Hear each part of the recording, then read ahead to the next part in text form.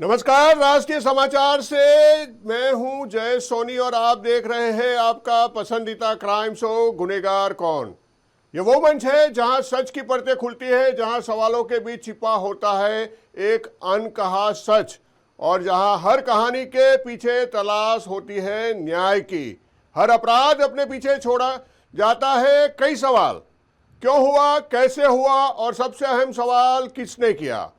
हम ना तो जल्दबाजी में फैसला सुनाते हैं, ना ही अफवाहों पर यकीन करते हैं। हम कोशिश करते हैं तथ्यों, सबूतों और जांच की बारीकियों के साथ सच तक पहुंचने की, क्योंकि हर कहानी के दो पहलू होते हैं, लेकिन सच सिर्फ एक होता है। तो आइए जुड़िए हमारे साथ और खोजिए हर उस सवाल का जवाब जो दिल और दिमाग को झंझोड़ कर रख देता है, क्योंकि आखिरकार हर वारदात के बाद उठता है एक ही सवाल, गुनहगार कौन। सबसे पहले बात करते हैं उत्तर प्रदेश के बलिया से आई ये खबर की कई सवाल छोड़ जाती है। सवाल सुरक्षा पर, सवाल भरोसे पर, और सवाल उन चेहरों पर जो मासूमियत के पीछे छुपे दरिंदों की सच्चाई बन जाते हैं। गढ़वार थाना क्षेत्र, जहां 10वीं कक्षा में पढ़ने वाली एक नाबालिग छात्रा अपने भविष्य के सपनों के साथ आगे बढ़ रही थी। आज उसका परीक्षा का दिन था, लेकिन उससे पहले जो हुआ उसकी खामोशी को एक बड़ा राज बना दिया गया। बताया जा रहा है कि खेत की ओर गई छात्रा जब वापस लौटी तो वो पहले जैसी नहीं थी। उसकी चुप्पी, उसका डर और उसका दर्द एक ऐसी कहानी बयान करता था जिसे सुनकर परिवार के होश उड़ गए। जब सच सामने आया तो परिवार ने तुरंत पुलिस का दरवाजा खटखटाया। तहरीर के आधार पर पुलिस ने मामला दर्ज कर लिया और उन 4 चेहरों की तलाश शुरू हो चुकी है जिन्होंने इस मासूम की जिंदगी में डर की परछाई छोड़ दी। लेकिन सबसे बड़ा सवाल, कौन है वो लोग, क्यों बनाया उन्होंने एक छात्र को अपना निशाना, और कब आएंगे वो कानून की गिरफ्त में। इन सवालों से उठेगा पर्दा और सामने आएगी पूरी सच्चाई। देखिए हमारे क्राइम रिपोर्टर संजय कुमार तिवारी की एक खास रिपोर्ट, गुनहगार कौन। शिवरात्रि का दिन, खेत में गई एक नाबालिग छात्रा, और फिर जो हुआ उसने पूरे बलिया को झकझोर दिया। 10वीं की परीक्षा देने वाली छात्रा ने इंसाफ की मांग की है, लेकिन अब तक कोई गिरफ्तारी नहीं। उत्तर प्रदेश के बलिया जिले के गढ़वारा थाना क्षेत्र से एक बेहद गंभीर मामला सामने आया है। परिजनों के अनुसार 15 फरवरी की शाम नाबालिग छात्रा खेत की ओर गई थी। आरोप है कि वहां कुछ युवकों ने उसे डराया, धमकाया और उसके साथ सामूहिक दुष्कर्म किया। पीड़िता के परिवार का कहना है कि आरोपियों ने घटना के बाद धमकी दी कि यदि किसी को बताया तो गंभीर परिणाम भुगतने होंगे। साथ ही कथित तौर पर वीडियो वायरल करने की धमकी भी दी गई, जिसके कारण छात्रा डर के साए में छुप रही थी। मामला तब सामने आया जब छात्रा को 10वीं परीक्षा देने जाना था। हाथ में दर्द की शिकायत के बाद उसने परिजनों को आपबीती बताई। परिजनों की तहरीर पर पुलिस ने मुकदमा दर्ज कर लिया है। 4 लोगों को नामजद किया गया है और एक अज्ञात आरोपी बताया जा रहा है। सुनिए क्या कहना है पीड़िता की भाभी का।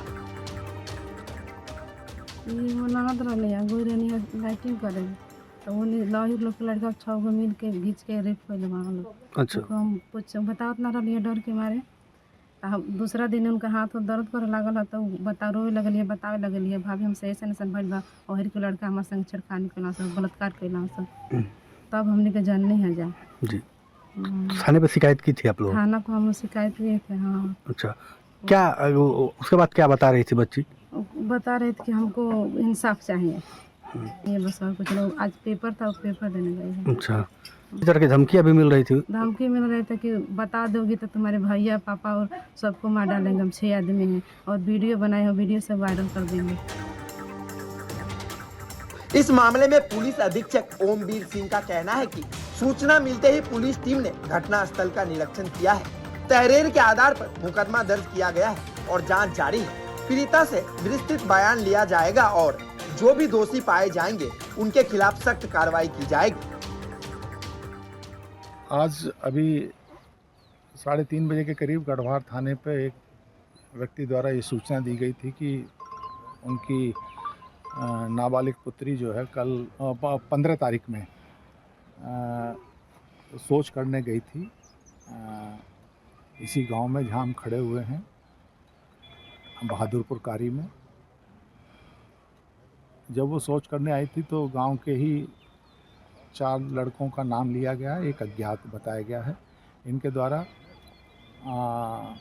उसे डरा धमकाकर उसके साथ दुष्कर्म किया गया है।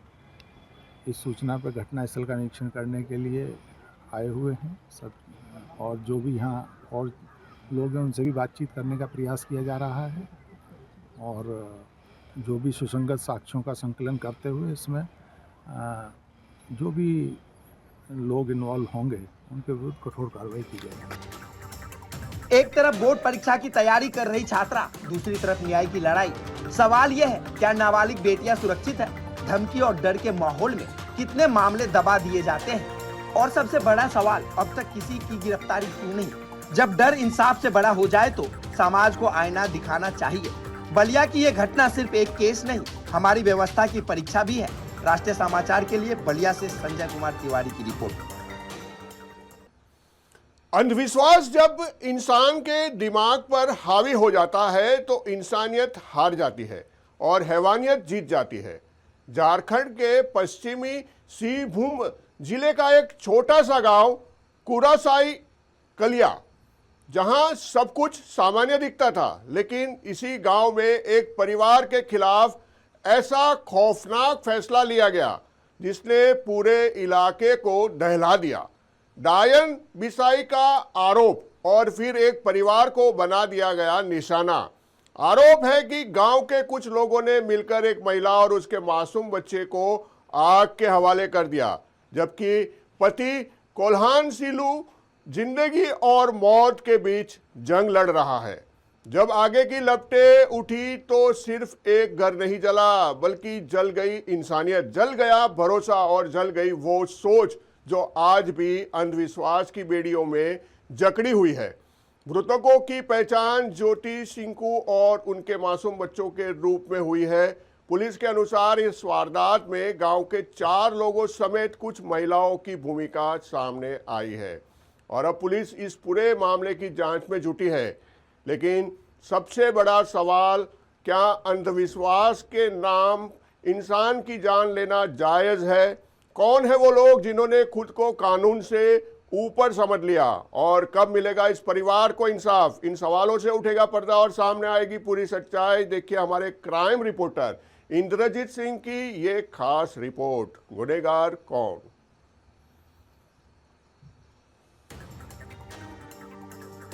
इक्कीसवीं सदी का भारत, लेकिन सोच अब भी सदियों पुरानी। डायन बिसाही के आरोप में मां और मासूम बेटे को पेट्रोल डालकर जिंदा जला दिया गया।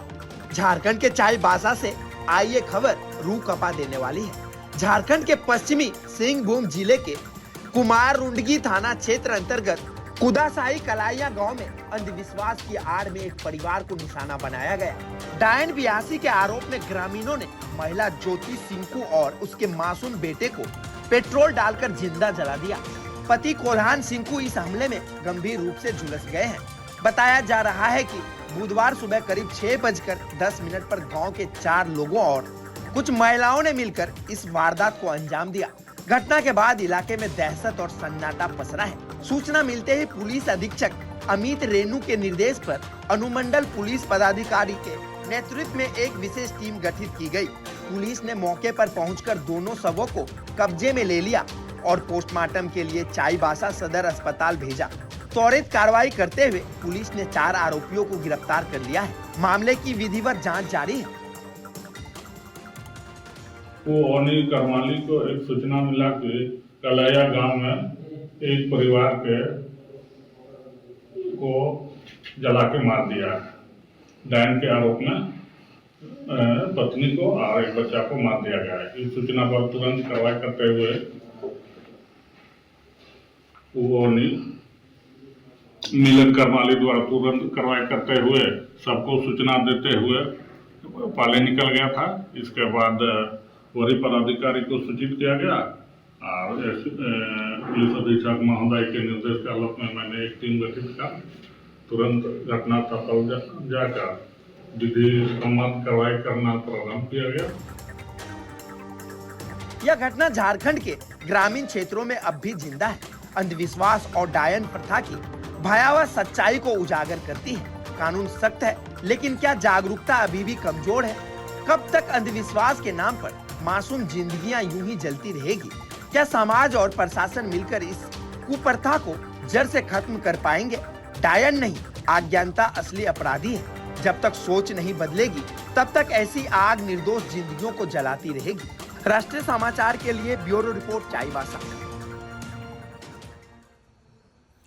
रिश्ता मामा और भांजे का, एक ऐसा रिश्ता जिसे भरोसे, प्यार और सुरक्षा का प्रतीक माना जाता है। लेकिन क्या हो जब यही रिश्ता बन जाए मौत की सबसे बड़ी वजह?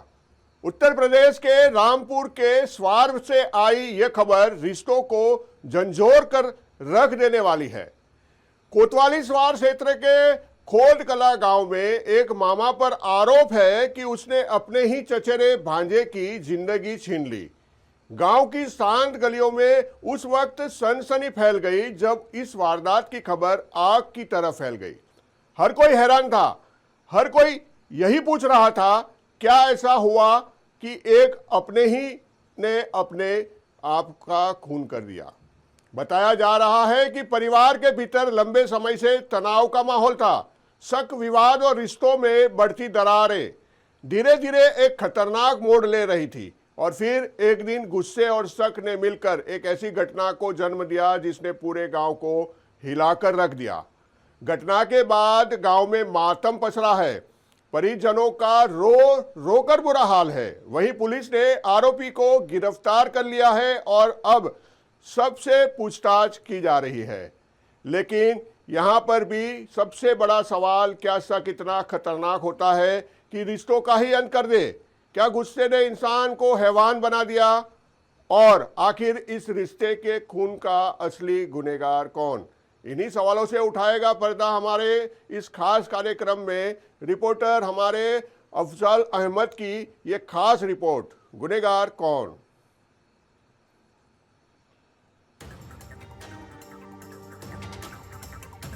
रिश्तों का कत्ल, मामा बना कातिल और शक ने ले ली एक और जान।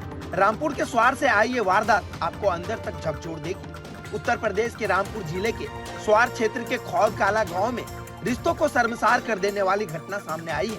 आरोप है कि एक मामा ने अपने ही चचेरे भांजे का लोहे की तरान से गला रेत कर हत्या कर दी। घटना के बाद पूरे गांव में सनसनी फैल गई, परिजनों में चीख पुकार मच गई और इलाके में दहशत का माहौल बन गया। प्रारंभिक जानकारी के अनुसार मृतक की पत्नी और आरोपी के बीच अवैध संबंधों को लेकर शक था। बताया जा रहा है कि इसी तनाव और रंजिश ने इस खौफनाक वारदात को जन्म दिया। सूचना मिलते ही कोतवाली स्वार पुलिस मौके पर पहुंची। सबको कब्जे में लेकर पोस्टमार्टम के लिए रामपुर जिला अस्पताल भेज दिया गया। पुलिस ने त्वरित कार्रवाई करते हुए आरोपी नसीम को गिरफ्तार कर लिया है। धारदार हथियार जिससे हत्या की गई उसे भी बरामद कर लिया गया है। बीती रात एक सूचना प्राप्त हुई थी थाना स्वार अंतर्गत एक गांव में एक युवक की मृत्यु के बारे में। उसमें जब जांच की गई, पुलिस टीम पहुंची तो एक मामा ने अपने भांजे की हत्या कर दी थी धारदार हथियार का इस्तेमाल करके। उसमें हत्या अभियुक्त को पकड़ लिया गया और आला कत्ल की बरामदगी कर ली गई। अभी तो प्रारंभिक अवस्था, अभी जांच चल रही है, फिर हत्या के कारणों का बाद में खुलासा किया जाएगा। ऊपर पुलिस अधीक्षक अनुराग सिंह के अनुसार बीती रात सूचना प्राप्त हुई थी कि थाना स्वार क्षेत्र के एक गांव में युवक की मृत्यु हुई है। जांच में सामने आया कि मामा ने धारदार हथियार से अपने भांजे की हत्या की है। आरोपी को गिरफ्तार कर लिया गया है और प्रारंभिक जांच जारी है। फिलहाल पुलिस पूरे मामले की गहराई से जांच कर रही है और हत्या के कारणों का विस्तृत खुलासा आगे किया जाएगा। एक शक, एक गुस्सा और एक पल का फैसला जिसने हमेशा के लिए एक परिवार को तोड़ दिया। राष्ट्रीय समाचार के लिए अफान अहमद की रिपोर्ट, उत्तर प्रदेश। बिहार के सहरसा से आई ये खबर सिर्फ एक वारदात नहीं, बल्कि कानून व्यवस्था और सुरक्षा पर बड़ा सवाल है। दिन दहाड़े सड़कों पर आम दिन की तरह आवाजाही हो रही थी। स्कूल की छुट्टी के बाद एक 13 साल का छात्र अपने घर लौट रहा था, लेकिन उसे क्या पता था कि कोई उसकी राह में घात लगाए बैठा है। बताया जा रहा है कि जैसे ही छात्र साइकिल से अपने घर की ओर बढ़ा रहा था, तभी बाइक सवार 3 युवकों ने उसके पास आकर उसको देखते ही देखते गोली मार दी। एक सनसनी वारदात को अंजाम देकर मौके से वो फरार हो गए। घायल छात्र की पहचान अंकित आनंद के रूप में हुई है, जो शहर के विद्यानिकेतन स्कूल में 7वीं कक्षा का छात्र था। इस घटना के बाद परिवार सदमे में है। पिता, जो पेशे से वकील है, एक ही सवाल पूछ रहे हैं, आखिर उनके बेटे को क्यों निशाना बनाया गया। दिन दहाड़े हुई इस घटना ने पूरे इलाके में डर का माहौल पैदा कर दिया है। लोग सहमे हुए हैं और हर कोई यही जानना चाहता है, आखिर इसके पीछे किसका हाथ है। क्या यह किसी पुरानी रंजिश का नतीजा है? क्या मासूम को गलती से निशाना बनाया गया है, या इसके पीछे छिपी है कोई और गहरी साजिश? इन सभी सवालों से उठेगा पर्दा। देखिए हमारे क्राइम रिपोर्टर संजीव कुमार की एक खास रिपोर्ट, गुनहगार कौन।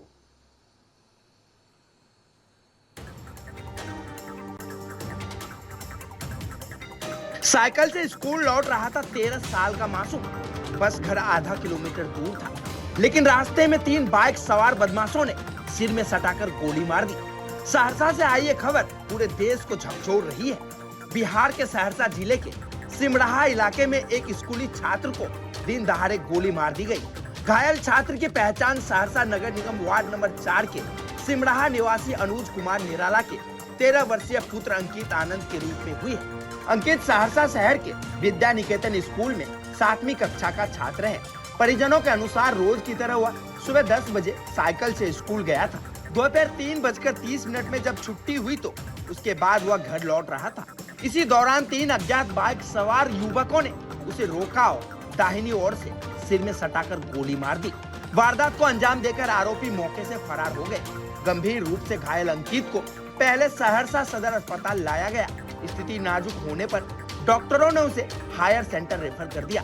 परिजनों ने उसे शहर के एक निजी क्लिनिक में भर्ती कराया, जहां डॉक्टर अजय कुमार सिंह ने बताया कि अंकित कोमा में चला गया है और उसकी हालत बेहद नाजुक है। बेहतर इलाज के लिए देर रात उसे एम्बुलेंस से सिलीगुड़ी ले जाया गया। वह जीवित है, लेकिन जिंदगी और मौत के बीच जंग लड़ रहा है।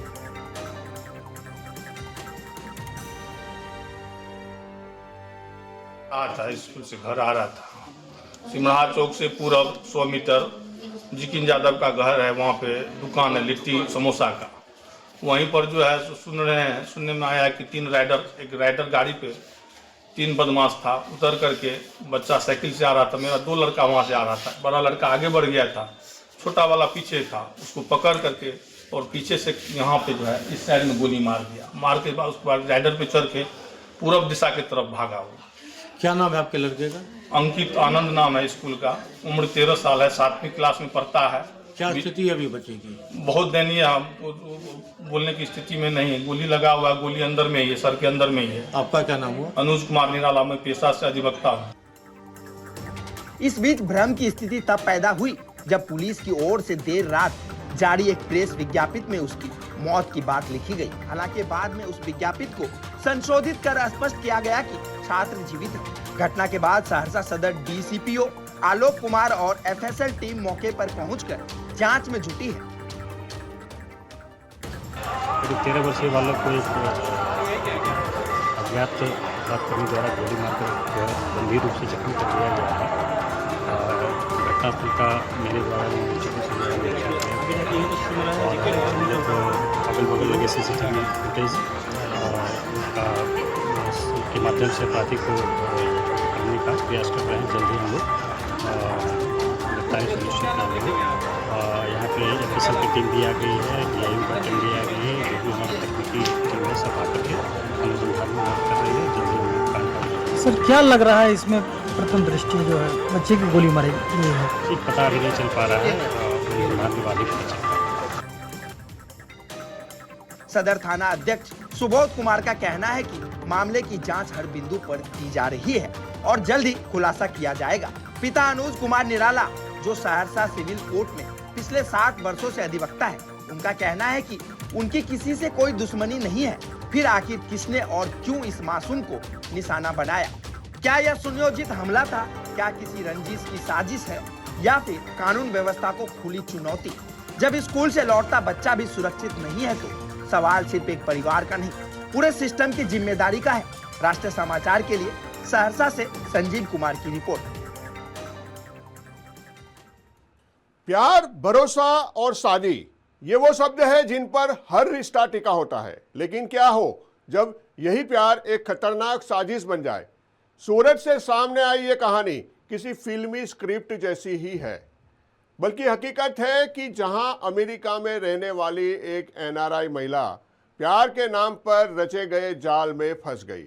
बताया जा रहा है कि सूरत के एक शोरूम में काम करने वाला सेल्समैन ने पहले दोस्ती की, फिर धीरे धीरे भरोसा जीता और इस भरोसे से रिश्ते में बदल दिए। लेकिन यह रिश्ता प्यार नहीं बल्कि एक सोची समझी साजिश का हिस्सा था। आरोप है कि आरोपी ने महिला को सऊदी अरब बुलाया, धर्म परिवर्तन करवाया, ऑनलाइन शादी की और फिर लाखों रुपए, सोना और एक फ्लैट तक अपने नाम करवा लिया। चौंकाने वाली बात यह भी है कि आरोपी ने महिला के नाम का इस्तेमाल करके विदेश में खतरनाक सामान तक मंगवाने की कोशिश की। यानी ये खेल सिर्फ भरोसे का नहीं बल्कि पहचान और जिंदगी से जुड़ा हुआ था। जब सच सामने आया तो लाल गेट पुलिस ने तुरंत कार्रवाई करते हुए आरोपी को गिरफ्तार कर लिया। लेकिन सवाल अब भी बाकी है, क्या ये सिर्फ प्यार में धोखा था या फिर शुरुआत से ही रची गई एक खतरनाक साजिश? और आखिर इस भरोसे के खेल का असली गुनहगार कौन है? इन्हीं सवालों से उठेगा पर्दा। देखिए हमारे क्राइम रिपोर्टर अमित राजपूत की खास रिपोर्ट, गुनहगार कौन।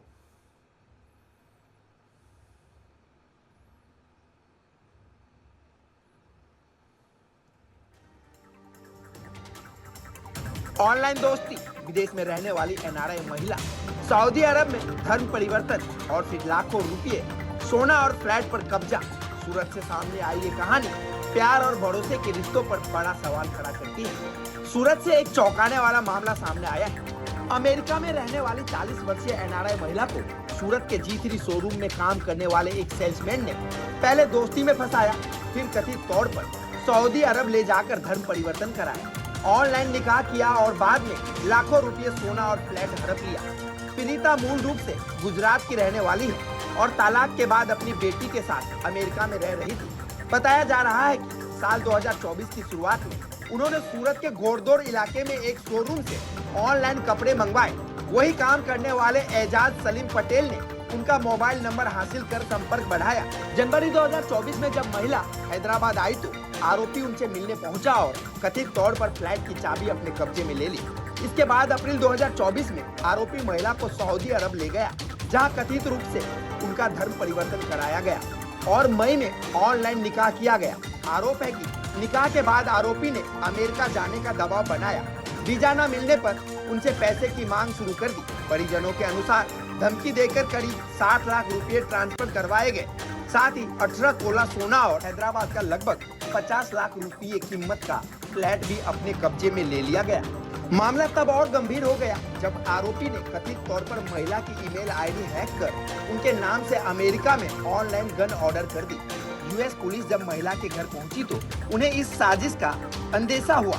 इसके बाद महिला ने अमेरिका से अपने भाई को ईमेल कर पूरी जानकारी दी। भाई ने सूरत के लालगेट थाने में शिकायत दर्ज कराई। पुलिस ने त्वरित कार्रवाई करते हुए आरोपी एजाज सलीम पटेल को गिरफ्तार कर लिया। मोबाइल और लैपटॉप जब्त कर रिमांड पर पूछताछ की जा रही है। जांच में यह भी सामने आया कि आरोपी पहले से शादीशुदा है। क्या ऑनलाइन दोस्ती अब भरोसे का नहीं, खतरे का संकेत बनती जा रही है? धर्म, प्यार और शादी के नाम पर रची गई इस साजिश के पीछे और कौन लोग शामिल हैं? क्या ऐसे मामलों में साइबर सतर्कता की कमी बड़ी वजह बन रही है? डिजिटल दुनिया में रिश्ते बनना आसान है, लेकिन भरोसा करने से पहले सतर्क रहना और भी जरूरी है। सूरत से संवाददाता अमित राजपूत की रिपोर्ट। तो ये थी आज की कहानी। सवालों, शक और सच्चाई की तलाश के बीच उलझी एक पूरी दास्तान। कानून अपना काम कर रहा है, जांच जारी है और सच धीरे धीरे सामने आएगा। लेकिन जब तक अंतिम फैसला नहीं आता तब तक हर एंगल पर नजर रखना भी हमारी जिम्मेदारी है। याद रखिए, अपराध चाहे छोटा हो या बड़ा, उसका असर सिर्फ एक परिवार पर नहीं पूरे समाज पर पड़ता है। इसलिए सतर्क रहना, जागरूक रहना और सच के साथ खड़ा रहना हम सबकी जिम्मेदारी है। अगर आपके आसपास भी कोई संदिग्ध गतिविधि हो रही हो तो चुप न रहे, कानून का सहारा ले। आज के लिए बस इतना ही। मैं जय सोनी, आप देख रहे थे गुनहगार कौन। फिर मिलेंगे एक नई कहानी, एक नए सवाल और उसी तलाश के साथ, आखिरकार गुनहगार कौन।